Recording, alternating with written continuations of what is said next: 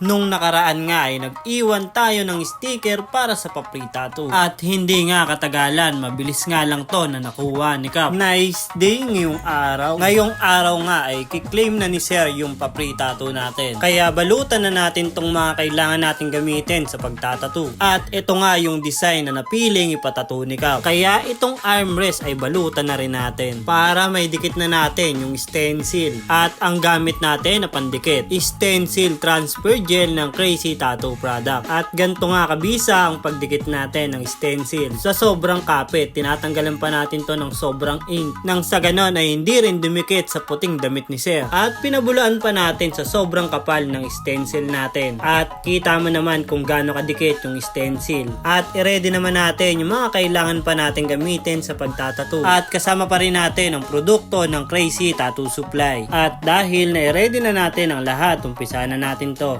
Bali, itong tinatatuan natin ngayong araw ay hindi talaga nanalo ng papri tattoo natin. Hindi siya yung nakakuha ng sticker pero siya yung nagpapatattoo. Paano nangyari yon? Bali, ang senaryo, kapatid niya talaga yung nanalo ng papri tattoo natin. Yung kuya niya yung nakakuha ng sticker. At paano nga ba nakuha ng kapatid niya yung sticker? Bali, kasama pa rin naman niya yung kuya niya na pumunta dito sa studio. Ang kwento nga ni Sir, galing daw siya ng trabaho at nakita niya yung post natin at inabangan niya kung saan daw talaga ilalagay. Bali, sila Sir ay taga-Tondo. Unang nag-abang nga daw siya sa Chinatown. Kumbaga, umikot din muna siya at inabangan talaga yung post natin kung saan natin iniwan. At nung nag-post na nga tayo kung saan natin inilagay, agad-agad din daw niya na pinuntahan. At ilang minuto lang nag-update siya na nakuha na niya yung sticker natin. Sa post nga natin ay nag-comment siya doon na nakuha na niya. At nung nag-comment nga rin ako doon sa post niya, nag-comment nga ako doon na mag-message siya sa akin para may schedule natin kung kailan namin gagawin yung tattoo. Pero hindi kaagad si Sir nakapag-message sa akin. Siguro isa na rin sa dahilan. Si Sir na nakakuha ng sticker natin ay hindi pinapayagan ng kanyang partner. Kahit libre nga yung tattoo, hindi siya pinayagan na magpatattoo. Dahil yung asawa nga daw ni Sir ay nagpapatanggal ng tattoo tapos siya magpapadagdag pa. At kahit libre nga ay hindi siya pinayagan na magpatattoo. Kaya ang nangyari ay binigay na lang niya yung papri tattoo sa kapatid niya dahil magbe-birthday na nga daw. Isa na nga yung papri tattoo natin na ibibigay ni Sir sa kapatid niya bilang regalo. Kaya kahit itong tinatatuan natin ay hindi nanalo ng papri tattoo, natatuan natin ng libre dahil magbe-birthday na nga daw siya. Advance happy birthday sa iyo Sir at sana'y magustuhan mo itong tattoo na gagawin natin. At hindi na natin to papatagalin pa. Titignan na natin kung ano ba yung kinalabasan sa ginawa nating tattoo kay Sir. Linisan na natin to gamit ang foaming soap ng Crazy Tattoo product. At eto na yung kinalabasan sa ginawa nating tattoo kay Cap. Hindi siya nanalo ng papri tattoo pero nakuha niya ng libre yung tattoo niya. At itong tattoo niya ay magandang regalo na ibinigay sa kanya ng kapatid niya. Ang swerte nga naman. Ipagdasal natin sa birthday mo ay magkaroon ka rin ng bagong tattoo.